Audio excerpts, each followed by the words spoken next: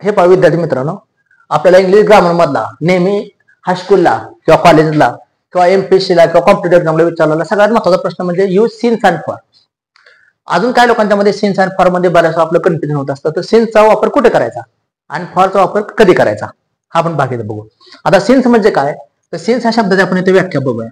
Since म्हणजे कधी वापर करायचा सिन्सचा, तर एखाद्या विशिष्ट वेळेपासून आतापर्यंत, एखाद्या विशिष्ट वेळेच्या टोकापासून आतापर्यंत, एखाद्या विशिष्ट वेळेपासून आतापर्यंत तर आपण सिन्स म्हणतो. म्हणजे काय म्हणू आपण इथे, एखाद्या विशिष्ट वेळेपासून, एखाद्या विशिष्ट वेळेपासून आतापर्यंत, म्हणजे एखाद्या विशिष्ट वेळेपासून आतापर्यंत असेल तर सिन्सचा वापर करायचा. एखाद्या विशिष्ट वेळेपासून आतापर्यंत. आणि हे काय आहे, सिन्सचं प्रिपरेशन म्हणून आहे म्हणून. आता फॉर एक्झाम्पल असं एखादा एक्झाम्पल आहे, I have been living in Satara. I have been living in Satara since 1990. हे दिसते का, मी सातारामध्ये 1990 पासून राहत आहे. एकूण सिन्स काय आहे, मग ह्या ठिकाणी सिन्स या वाक्यामध्ये प्रिपरेशन आलेलं आहे आणि 1990 हे नाऊन आलेलं आहे, मग हे प्रिपरेशन म्हणून काम करते. शिवाय सिन्स ओळखण्याचे आणखीन एक खूण काय आहे, ज्या वेळेस आपण वाक्यामध्ये सिन्स वापरतो त्यावेळेस त्या वाक्याला जो काळ असतो प्रिपरेशन म्हणून वापरतो, त्या वाक्याला काळ असतो काय असतो, प्रेझेंट परफेक्ट कंटिन्युअस टेन्स. त्या वाक्याला काळ असतो प्रेझेंट परफेक्ट कंटिन्युअस टेन्स असतो. मग हा सिन्स मधला फरक आहे. त्यानंतर आपण फॉर कधी वापरतो बघा, फॉर कधी वापरतो वाक्यामध्ये, तर फॉर मध्ये काय, एखाद्या विशिष्ट वेळेपासून आतापर्यंत. पण इथं काय असतं की टोटल किंवा काय म्हणू आपण, एकूण कालावधी किंवा वेळ, एकूण कालावधी सांगितलेला असतो, एकूण कालावधी सांगितलेला असतो. जर एकूण कालावधी सांगितलेला असेल तर त्या ठिकाणी आपण कसा वापर करायचा, फॉरचा वापर करायचा. एकूण कालावधी सांगितलेला असतो. इथं काय आहे, एखादी विशिष्ट टोक, मी सातारमध्ये कधीपासून राहत आहे, ते 1990 पासून. आता तर मला वाटलं 1990 हा भूतकाळातला विषय आहे किंवा 1990 हे साल भूतकाळात येते, पास्ट मध्ये येते. पण तरी हे प्रेझेंट कंटिन्युअस टेन्स का आला, प्रेझेंट परफेक्ट कंटिन्युअस, कारण चालू राहण्याची क्रिया अजून चालूच आहे म्हणून कंटिन्युअस वापरला. किंवा अशोक आणि Mary have been living in Pune since 1970. Ashok आणि मेरी पुण्यामध्ये 1970 पासून राहत आहेत, म्हणजे राहण्याची क्रिया अजून चालूच आहे. किंवा आला फॉर असं म्हणूया, फॉरचा अर्थ एकूण कालावधी. एकूण कालावधी म्हणजे काय, समजा आता हेच वाक्य मला असं घ्यायचं आहे, आता मी सातारमध्ये 1990 पासून राहतोय. आता आजचे साल किती, आजचं तारीख किती आहे मला सांगा, आज किती आहे, 2025 आहे.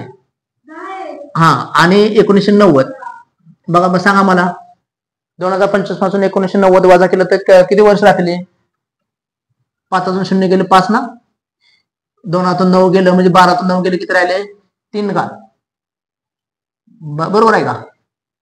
किती वर्ष झाले, 35 वर्ष ना जवळपास.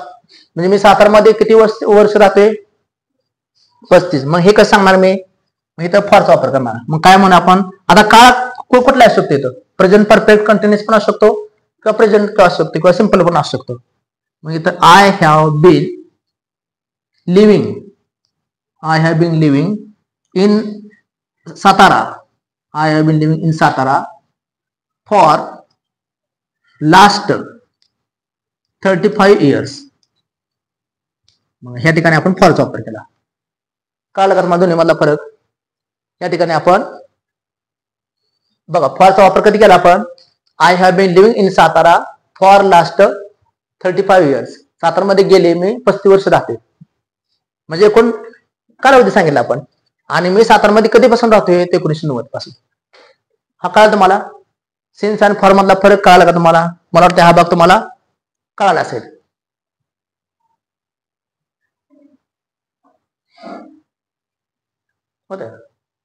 हे पहा विद्यार्थी मित्रांनो, आता आपण ह्या ठिकाणी एक्सरसाइज बघतोय. आपण इथं सिन्स आणि फॉरचे काय नेम पाहिलं. सिन्स कधी वापरायचं, ते एखाद्या विशिष्ट टोकापासून आतापर्यंत. जसं की I have been teaching English since 2000. मी इंग्रजी 2000 पासून शिकवते. आणि फॉर कधी वापरायचं, की I have been teaching English for 30 year, for 20 year, for 25 years असं येतं नाही. आता या ठिकाणी पहिला वाक्यात असं वाक्य बघा, Gautami practised 20 years to learn dance. आता गौतमीने काय केलं, डान्स शिकण्यासाठी 20 वर्षे खर्च केली किंवा 20 वर्ष प्रॅक्टिस केलं.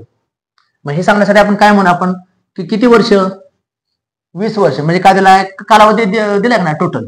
मग या ठिकाणी काय वापरायचं, फॉर वापरायचं, टोटल कालावधी दिलाय. He has been washing the car the morning. तो सकाळपासून कार धुत आहे. जसं एक वाक्य परीक्षेला आलं होतं बघा, it has been raining since last week. It has been raining since the last week. गेल्या आठवड्यापासून पाऊस पडत आहे. तसं he has been washing the car the morning. तो सकाळपासून कार धुत आहे. मग कधीपासून, तर सकाळपासून. मग या ठिकाणी काय लिहिते, सिन्सचा वापर येईल.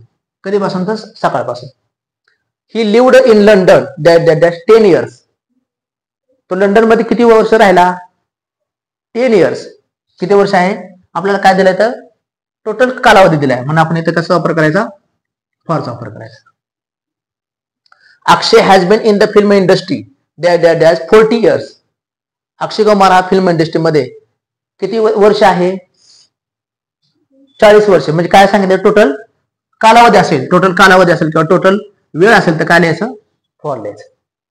मग या ठिकाणी काय, Akshay has been in the film industry for 40 years. Gautami practice for 20 years to learn dance. He has been washing the car since the morning. He lived in London for 10 years. Akshay has been in the film industry for 40 years. Ashok and Mary have been living in Pune dash. Ashok आणि Mary पुण्यामध्ये 1970 पासून राहत आले. कधीपासून, ते 1970. मग कधी असेल तर काय वापरायचं, तर सिन्सचा वापर करायचा. मला वाटतं हा पाठ तुम्हाला समजत असले विद्यार्थी मित्रांना, तर मला अशी अपेक्षा आहे की हा पाठ सगळा तुम्हाला समजला असेल.